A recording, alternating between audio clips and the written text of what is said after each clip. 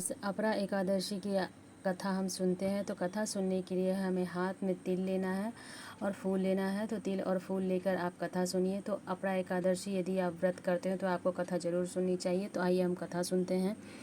अपरा एकादशी के दिन भगवान विष्णु की विधिवत पूजा करने के साथ साथ व्रत रखें। इसके साथ ही इस व्रत का कथा का पाठ अवश्य करें। हिंदू पंचांग के अनुसार ज्येष्ठ मास की कृष्ण पक्ष की एकादशी को अपरा एकादशी के नाम से जाना जाता है।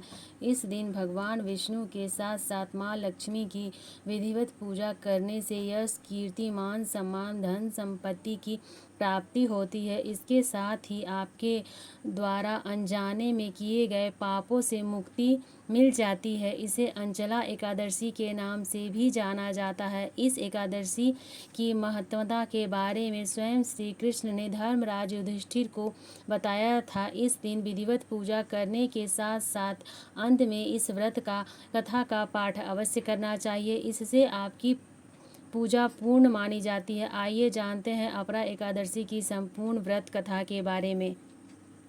ज्येष्ठ मास के कृष्ण पक्ष की एकादशी तिथि आरंभ 23 मई 2025 को प्रातःकाल 1:12 से है।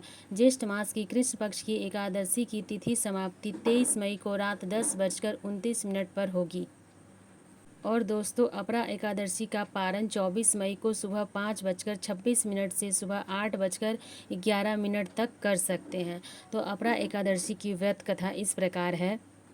पद्म पुराण के अनुसार ज्येष्ठ मास के कृष्ण पक्ष को पड़ने वाली अपरा एकादशी के महत्व के बारे में स्वयं श्री कृष्ण ने बताया है। आइए जानते हैं महत्व के साथ साथ संपूर्ण व्रत कथा। युधिष्ठिर ने श्री कृष्ण से पूछा, हे जनार्दन, ज्येष्ठ के कृष्ण पक्ष में किन नाम की एकादशी होती है? मैं उनका महत्व सुनना चाहता हूँ। कृपया इसके बारे में आप मुझे बताइए।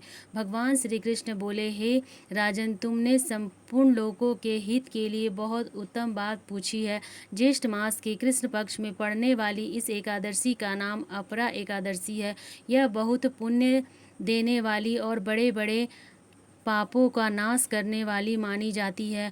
ब्रह्म हत्या करने वाला, गोत्र की हत्या करने वाला, गर्भ बालक को मारने वाला, पर स्त्री पुरुष को अपरा एकादशी की सेवा से निश्चित ही पाप रहित हो जाते हैं।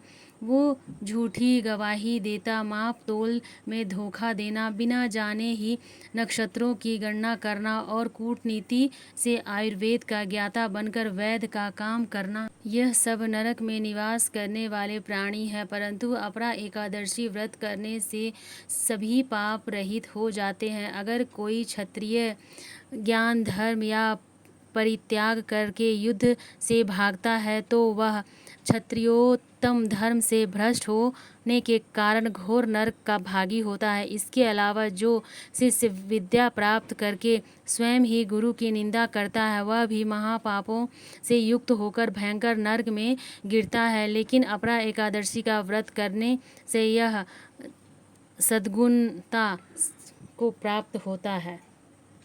युधिष्ठिर ने कहा, जनार्दन, अपरा का सारा महत्व मैंने सुन लिया, अब कथा भी सुना दीजिए। श्री कृष्ण कहते हैं, हे राजन, प्राचीन काल में महीध्वज नामक एक धर्मात्मा राजा था, लेकिन उसका छोटा भाई व्रजध्वज बड़ा ही क्रूर था, अधर्मी तथा अन्यायी था। वह अपने बड़े भाई से द्वेष रखता था। इस द्वेष भाव में एक दिन रात्रि के समय छोटे भाई ने अपने बड़े भाई की हत्या कर दी और उसकी देह को एक जंगली पीपल के वृक्ष के नीचे गाड़ दिया। इस अकाल मृत्यु से राजा प्रेतात्मा के रूप में उसी पीपल पर रहने लगा और अनेक उत्पात करने लगा। एक दिन अचानक धौम्य नामक ऋषि उधर से गुजरे। उन्होंने प्रेत को देखा और तपोबल से उसके अतीत की जान लिया।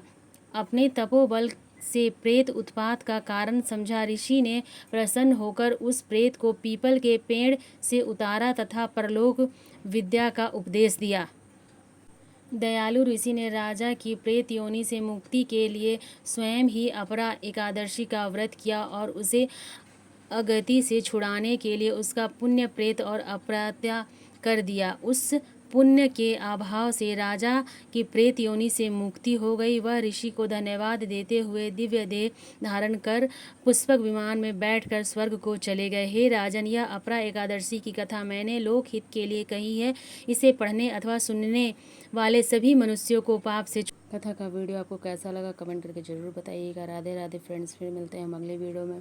हाथ में लिए हुए तिल और फूल को हम भगवान को समर्पित कर देंगे और थोड़ा सा तिल हम लोटे में डाल देंगे।